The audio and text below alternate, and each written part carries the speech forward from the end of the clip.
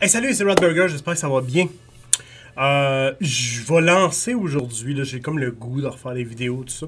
Je vais lancer aujourd'hui une espèce de série de vidéos sur une campagne que j'ai fait récemment. Je vais sûrement refaire aussi une autre série, dans le fond, sur d'autres campagnes que j'ai fait. Donc j'en ai une sur Vampire V5 qui s'en vient. Mais aujourd'hui, je vais te parler de Brigandine. Brigandine, écoute, c'est le livre en dessous. Je vais te le montrer tout à l'heure, ce sera pas long parce que là j'ai bien du stock à te montrer. Ça va être une série, probablement 3 vidéos. Je vais essayer d'être short and sweet. Là. Je vais te parler, je vais te segmenter ça pour que ça soit bien clair. Qu'est-ce qu'on a fait et tout et tout. Ben, tu vois en haut, ça s'appelle Schwarzraben. Schwarzraben, en fait, c'est le nom en allemand. Ça veut dire corbeau noir. Donc, oui, ça se peut que tu fasses des liens. Ben écoute, c'est un petit peu ça. Donc, c'était de là que venait le petit clin d'œil. Et finalement, ben écoute, ça a comme suivi un peu. Schwarzraben, c'est une campagne qu'on a fait de Brigandine sur... via informatique. On a commencé ça fait peut-être presque un an. Puis on l'a joué, on l'a terminé tout récemment. Là. Donc, je sens une espèce de petit vide par rapport à ça, évidemment. Je suis content, je suis très content d'avoir terminé. On a essayé des belles affaires. Je vais te parler de tout ça, de tous les procédés narratifs que j'ai utilisés dans cette campagne-là, toute l'inspiration qui m'est venue, les joueurs, comment ils se sont mêlés à tout ça. Et c'est un peu ce que je vais te parler. Là, écoute, oui. J'en suis très fier de cette campagne-là. Je trouve que ça a été vraiment une belle campagne. Le fun, motivante, pis tout. Maintenant, est-ce que c'est la campagne la plus merveilleusement merveilleuse? Ben là, écoute, à toi d'en juger. Mais j'espère, en tout cas, de ce que je vais amener, il y a peut-être des inspirations, peut-être des petits trucs qui vont t'intéresser pour aller peut-être plus loin là-dedans. Maintenant, ce qu'il faut que je dise, c'est qu'il y a eu un débrief, des 2 débriefs qui ont été faits. Il va y avoir encore du stock qui va sortir sur cette campagne-là. Donc, des épilogues, des personnages et tout ça. Fait que je veux pas tout scooper, mais quand même, voilà. Fait que Brigandine, 23 parties qu'on a fait, ça a été modulé autour d'une année. C'est Brigandine, comme je te disais. Maintenant, qu'est-ce qui a fait dans la sorte qu'on s'est ramassé à ça? On jouait, moi, Pat Bou de la chaîne Black Raven, mon oncle Marc et Christophe de Pilule Rouge. On avait tendance à essayer des jeux, puis écoute, moi j'ai pris un crash quand on a joué à The Genesis.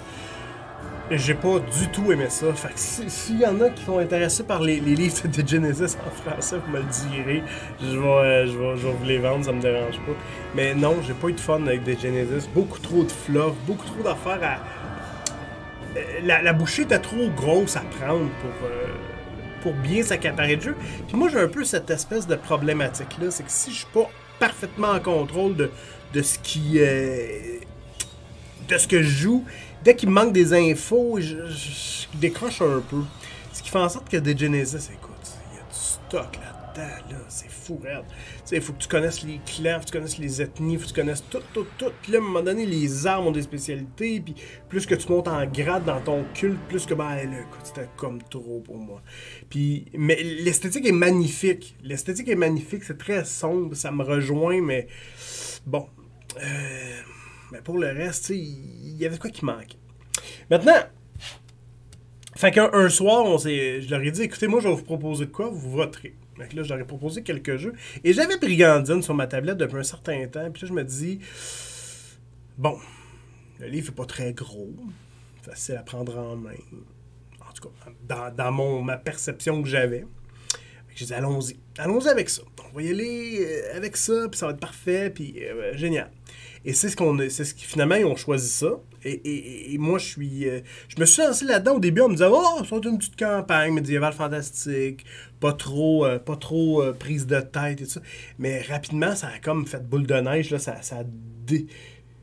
écoute ça a comme complètement, ça m'a submergé. Ça faisait longtemps que j'avais pas vécu une passion de même pour un jeu. Merci James Tornat. Puis d'ailleurs, c'est pas le premier vidéo que je fais là-dessus. Là. J'en ai déjà fait, mais je trouve qu'ils sont un peu épars. Là, je vais vraiment boucler, puis après ça, je vais arrêter d'en parler de cette campagne-là. Voilà. ce qui m'intéressait, puis là je fais un clin d'œil à Sébastien Allard qui a fait un vidéo récemment, Nol Inquisitor, qui parlait du high fantasy. Je vais expliquer ma position par rapport au high fantasy, low dark fantasy. Lestat, qui est un des habitués de la chaîne, m'a envoyé un commentaire récemment qui traduisait un peu bien. En ces temps de pandémie, des fois, il y en a qui ont besoin de joie, de gaieté, de succès. Et il y en a d'autres qui s'épongent dans le sang, la violence et les entrailles. Je fais peut-être partie de la deuxième catégorie parce que moi, j'ai toujours été un amateur d'horreur, de films d'horreur, de sombre. J'aime ce qui est dark, ce qui fait en sorte que le trait lumineux, pas que c'est pas... J'en ai joué, puis je vais sûrement en jouer encore, puis ça va me faire plaisir d'y revenir, tu sais, je veux dire, je suis un des maîtres qui a déjà maîtrisé un jeu de Noël, là, tu sais, ça avait bien terminé, il y avait une petite touche quand même, à la fin il y avait ma signature, là, mais ça avait bien terminé dans l'ensemble, et là... je pense que, tu sais, il y a le goût personnel. Moi, tu sais, je rejoins François Letarte là-dedans, qui parle des magasins d'items magiques. Moi, tu sais, un item magique, c'est sombre. Un item magique, il doit avoir de quoi de vraiment pas... il doit avoir une espèce de side effect puissant. Tu sais, tu y laisses une partie de toi dans cet item magique-là. C'est un peu comme ça, je le vois, Puis les magasins où est-ce que, bon, des dagues, où est-ce que des dagues plus 2, plus 3, ça me rejoint pas. C'est pas mon goût personnel maintenant. Ce que je comprends, tu sais, ce que je comprends de ça, c'est qu'il y a des gens qui aiment ça, puis c'est parfait, là, tu sais, je veux dire, moi, c'est mon goût, là. J'aime pas les patates, là. Je sais que je suis un des rares humains sur la planète qui aime pas les patates, mais je trouve ça drabe, je trouve ça plate, tant qu'à ça, je vais manger du carton mouillé, tu sais. Mais c'est un peu ça. Hein? Fait que voilà. Mais ça, c'est moi, c'est mon goût. Puis là, lorsqu'on est parti là-dessus, j'avais 2 semaines pour préparer une partie. Puis là, j'y ai pensé. Ah, c'est ça, ouais. J'y ai pensé. Je me disais, bon, qu'est-ce qu'on fait avec ça? Qu'est-ce que je fais? Puis là, il y avait plusieurs inspirations qui me venaient en tête. Puis l'affaire aussi, c'est que j'avais jamais vraiment fait j'avais vraiment... C'était rarement arrivé que je fasse une campagne vraiment... un campagne setting et tout ça. J'avais jamais vraiment fait ça, un univers de campagne. J'avais jamais été attiré vers ça. On dirait que je prenais ce qu'il y avait, puis j'y allais, puis tout ça. Maintenant, quand c'est arrivé, là, je me suis dit, bon, mais faut que je parte avec de quoi. Faut que je fasse de quoi. Faut que je mette quelque chose en place. Qu'est-ce que je vais mettre maintenant en place à propos de ça? J'ai plusieurs inspirations. Je vais t'en parler tout à l'heure. Je vais pas y venir. Ce qui m'a amené à créer ce qui va s'appeler Die Krieg Ehren. Les terres en guerre, si on veut, les duchés en guerre. Ou en français, les 6 duchés. C'est un campagne setting que j'ai quand même bien amorcé. J'ai déjà une vingtaine de pages d'écrits là-dessus, un historique et tout ça. Mais qu'il soit terminé, je vais le soumettre gratuitement. Là, ça va être, il va être évidemment sous la sauce brigandine, mais il va être quand même disponible pour tous ceux qui veulent s'inspirer, prendre. S'il y a des affaires qui les intéressent dans ça, moi je vais le soumettre gratuitement. Là. Ça va me faire plaisir. Évidemment, bon, c'est un peu ce que je veux te parler aujourd'hui. Je vais te parler de mes inspirations. Je vais te montrer, écoute, j'ai une pile de livres à côté de moi là, qui va te dire un peu où j'ai été chercher des trucs et tout ça. Comment tout ça a pris forme dans ma tête jusqu'à arriver à avoir une idée claire, très, très, très claire de ce que ce monde-là serait. Puis même rapidement, ce qui m'a particulièrement étonné, écoute, j'ai été sidéré de ça, de voir à quel point ça s'est fait rapidement. Que je pensais avoir un peu à struggler, à me débattre, à dire « Ah, ça, j'aime ça. » J'étais un peu toujours comme ça, c'est ma rigueur. Tu sais, pas ma rigueur, mais ma rigidité plutôt là, face à certains trucs. Tu sais, c'est pas exactement comme je le veux, je suis pas content. Puis là, ça n'a pas été le cas. Ça n'a pas du tout été le cas. Ça a pris un chemin qui a été parfait. Puis là, je peux pas aller plus loin sans mentionner l'espèce d'apport incroyable de mes 3 joueurs réguliers. Là, il y en a d'autres qui se sont rajoutés en bout de course. Pas en bout de course, mais plutôt en cours de chemin. c'est un peu ça que je vais jaser dans ces vidéos-là, là, dans ces quelques vidéos. Donc, commençons tout de suite. Le lot, le Dark Fantasy. Moi, ce que j'aime, je t'en ai parlé, j'aime ça que ce soit sombre. J'aime mon médiéval fantastique gras, je l'aime pas propre, je l'aime avec des twists politiques, pas nécessairement juste des nécromanciens partout, j'en ai mis, mais j'aime que la magie soit sombre, encore une fois, la magie, c'est pas quelque chose qui va te... C'est pas quelque chose qui est lumineux et joyeux, et je lance un sort et des écureuils dansent et chantent. Non, moi, faut que... Je veux dire, tu lances un sort, l'écureuil, il meurt, là. Et ses entrailles sortent. J'aime le lot, j'aime que ça soit en background, la magie, qu'on sache qu'il y en a. Même chose avec les elfes, les nains, tout ça. Il y a des rumeurs, des légendes, il y en a perdus dans les forêts, dans les montagnes, mais on l'a pas vu, tu sais, on n'est pas sûr. Et le paysan, il est inculte dans mon monde, là. Ça n'empêche pas un paysan peut-être autre chose. Mais de façon générale, il est inculte. Il fauche la terre pour son seigneur. Lui, c'est un serf. Puis c'est un peu ça, tu sais, le riche, le grand opprime le pauvre. Et c'est un peu... C'est comme ça. Puis là, c'est pas un statement personnel de valeur. C'est juste... C'était comme ça que j'avais envie de le jouer. C'est ça que c'est cet univers-là que j'avais envie de mettre en place. C'est un univers où manger peut être dur des fois. C'est un univers où les duchés sont en guerre suite à une guerre de succession. C'est l'image que j'avais envie. Maintenant, où ça m'est venu tout ça? De où ça m'est venu? Là, écoute, je vais te parler de plein d'affaires. Je ne mettrai pas nécessairement tout dans le doodly-doo, là, parce que c'est beaucoup de stock. Si tu as envie, par exemple, si tu te rends compte qu'il y a des choses là-dedans qui t'appellent, ben dis-moi là, puis ça va me faire plaisir. Je vais te montrer exactement ce que... Je vais t'en parler exactement, puis je pourrais te donner des références par rapport à ça. Évidemment, pour ceux qui connaissent un peu le jeu de rôle, ben Symbaroum, les images. Le jeu Symbaroum est intéressant, oui, mais les images de Symbaroum le sont 100 fois plus. À mon sens. Les images m'amenaient tellement à voir, tu sais... En image, là, ça disait exactement ce que j'avais envie. Toujours, jamais clair l'image, jamais... C'était pas une scène pressée, mais on pouvait déceler l'énergie, la vibe qu'il y avait en arrière de ça. Tu voyais, il y avait un sentiment. C'était vraiment ça, c'était le sentiment qu'il y avait en arrière des images de Symbaroum. Même chose avec The Witcher. The Witcher, pour ceux qui le connaissent... L'idée de chasser des monstres, tout ça me fait pas triper, mais toutes les villes, l'univers, tout ça, encore une fois, je tasse la magie, parce que Witcher a quand même une grosse partie de magie. L'espèce dark fantasy de Witcher, que c'est pas sombre, que tu sais... ça m'a beaucoup... cet aspect-là de The Witcher m'a beaucoup parlé. Maintenant, allons-y. Je t'en montre plusieurs... références, puis tu me diras tu me diras s'il y a des choses là-dedans qui t'intéressent. Évidemment, sans l'avoir lu au complet, j'ai quand même beaucoup feuilleté Bands of Blade, mercenaires, parce qu'en fait, la campagne que j'ai, la prémisse de la campagne, c'était exactement ça. Schwarzraben, c'est une compagnie mercenaire qui a été complètement décimée et les joueurs commençaient la première partie sur le champ de bataille en se réveillant, en voyant la fumée, la bruine, la pluie et l'armée adverse, la compagnie mercenaire ennemie, est en train d'achever les cadavres. Donc, maintenant, les joueurs se réveillent sur ce champ de bataille-là. Bon, ils doivent réagir et tout ça. Et c'est comme ça que ça a commencé. Donc, les compagnies mercenaires, moi, ce livre-là, je l'ai acheté exactement pour ça.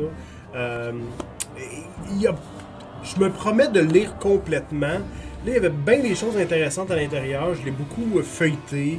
Toutes les histoires, tu sais, comme c'est Forge in the Dark.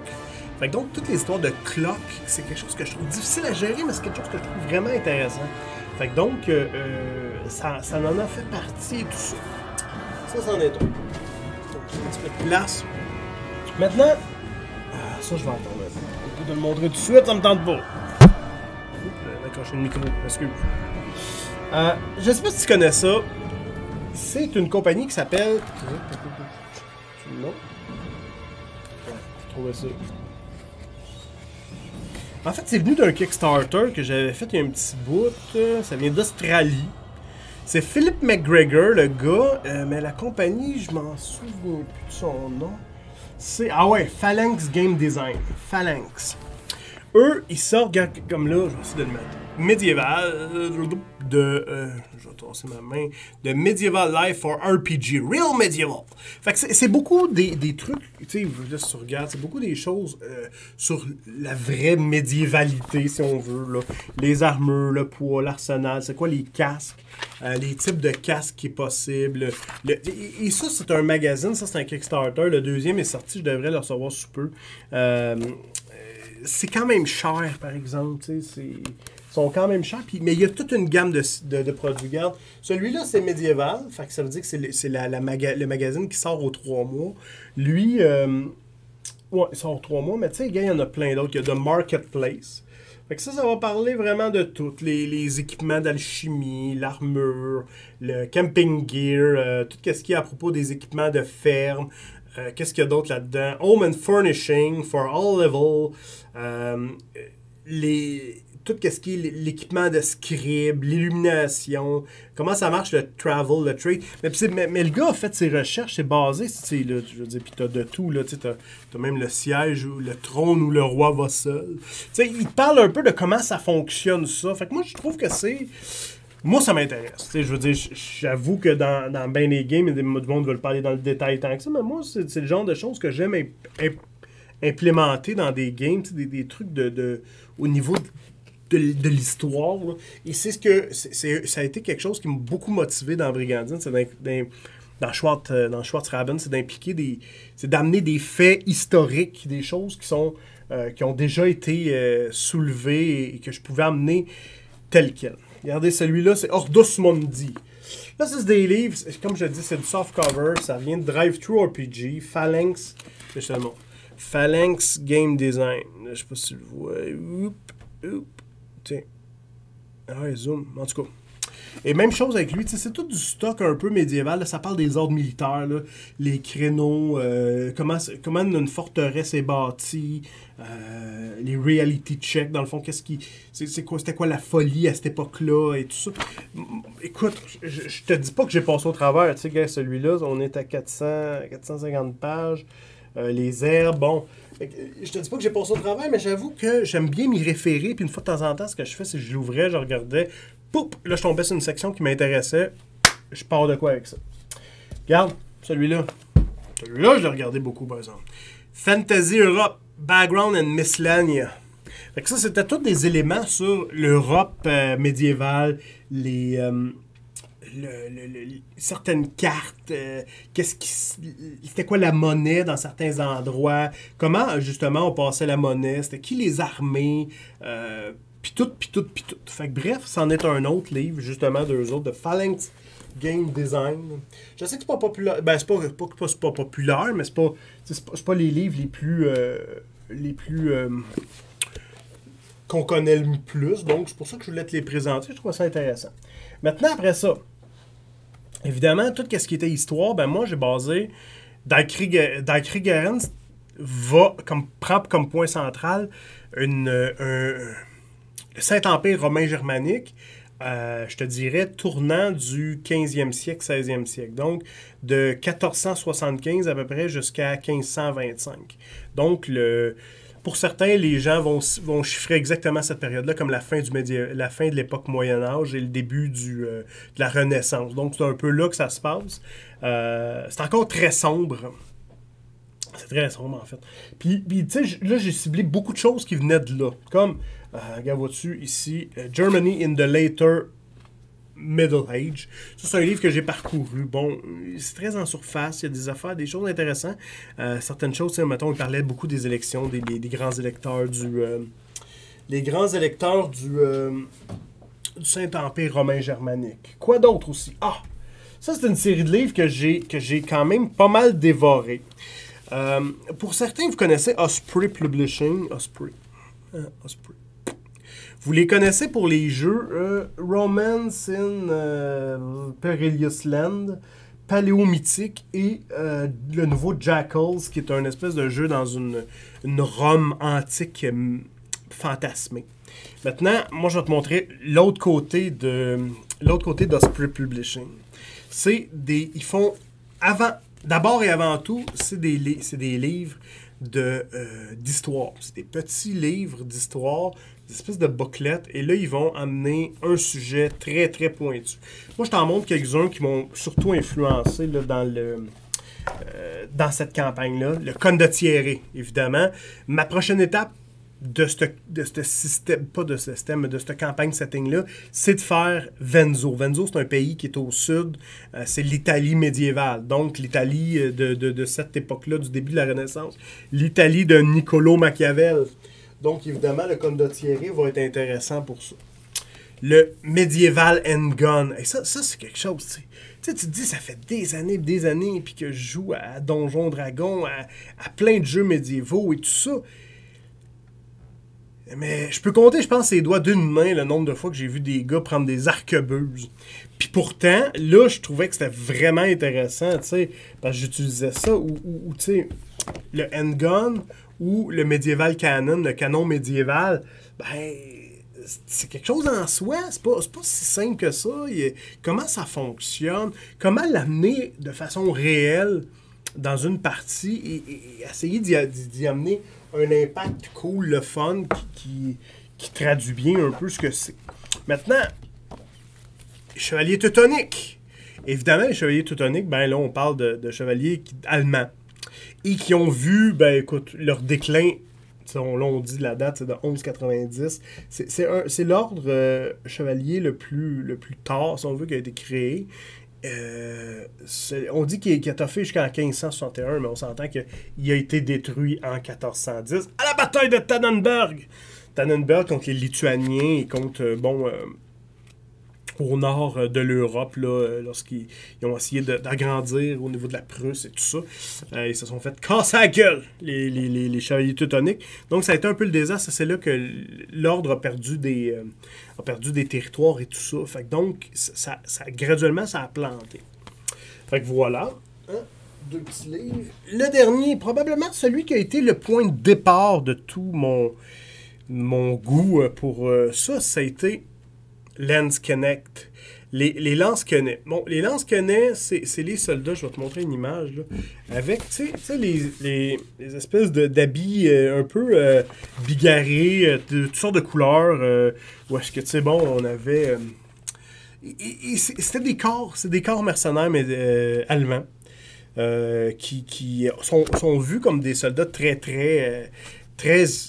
efficaces, très agressifs. Ils ont popularisé la flamberge. La flamberge qui est une épée un peu particulière, je te la montre. Au début, c'était beaucoup avec les pics, mais la flamberge a tranquillement pris le dessus. Là, je suis capable de la retrouver. Ou la Zweihanda, l'épée à deux mains. Donc, cette espèce de flamberge-là, pourquoi on l'appelle flamberge? Parce qu'à cause, tu sais, mettons, le pic, ben, il faisait comme une espèce pas de carrelé, mais de groove dedans, de vagues qui ressemblent un peu à des flammes. Donc, c'est de là qu'est venu le nom de la flamberge. Excuse-moi.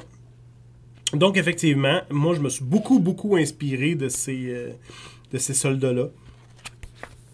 La façon que ça marchait, les compagnies mercenaires et tout, je trouvais ça vraiment intéressant. Voilà. Et ils ont été... Bon, ils sont pas très... leur histoire a été un peu teintée, si on veut, par le sac de Rome. Parce que c'était des compagnies de Highlander, des Doppel Soldiers, là, les soldats avec des armes un peu particulières, là, avec des armures même, qui ont saqué Rome. Et bon, le pape a choqué dans tout ça, mais bon, ça, c'est 1400 quelques, là. Fait que donc, voilà. C'est un petit peu ça. Maintenant, là, t'as compris que tout ça, c'est beaucoup... Ça vient beaucoup d'histoire. Puis c'est ma source d'inspiration majeure. T'sais. Certains des événements, je peux te parler, mettons, de... Bon, les Lansknecht, les Condottières, les gars de la religion du 15e siècle m'ont beaucoup inspiré. La réforme de Luther, tu sais, regarde, je parlais tout à l'heure, tu sais, des BD, il y a certaines BD, là, ils ont fait l'histoire, c'est ça, c'est celle-là, ouais. Luther. Moi, je trouve ça intéressant, ce qui est arrivé avec lui, la réforme catholique, comment ça s'est réformé. Maintenant, après ça, le mouvement protestant, à partir de ce moment-là, c'est là qu'on dirait que tout a commencé à exploser en Europe. Ce qui fait en sorte que c'est un terreau super fertile pour amener des intrigues par rapport à ça. Le massacre de la Saint-Barthélemy, écoute, des frères, des voisins qui se tuent l'un l'autre pour des raisons un peu étranges. Moi, je trouve ça particulièrement intéressant. Ben là, tu sais, je veux dire, on s'entend, là, tu sais. Je trouve que l'événement est le fun à exploiter dans un jeu de rôle, là, maintenant. Je suis triste pour les gens qui l'ont vécu. Les Hussites, c'est une hérésie, dans le fond, si on regarde du côté, mettons, l'Europe pas l'Europe, mais l'Allemagne de l'Est à l'époque, la Tchécoslovaquie, la Pologne, tout ça. Jean Hus, qui était un espèce de leader protestant, mais plus, là, tu sais, qui a amené sa sauce. Et c'est devenu comme il y a eu les croisades Hussites et pour aller reconquérir ce pays-là. Et lui avait inventé un truc qui était magnifique, là, c'était les wagons... les wagons de feu, là, mais c'était comme des canons montés sur un wagon. Et là, à un moment donné, il amenait le wagon, il stabilisait le wagon, faisait tomber les côtés, puis là, t'avais des canons chargés, boum, boum, boum. Fait que c'était une façon que lui, il se battait dans tout ça. Moi, je le trouvais vraiment... En tout cas, bref, les Hussites, la guerre hussite, c'était une de mes inspirations. Pour ceux qui aiment mieux plus les romans, ben écoute, moi, je peux te parler, mettons, de Andrzej Sapkowski, celui qui a écrit The Witcher.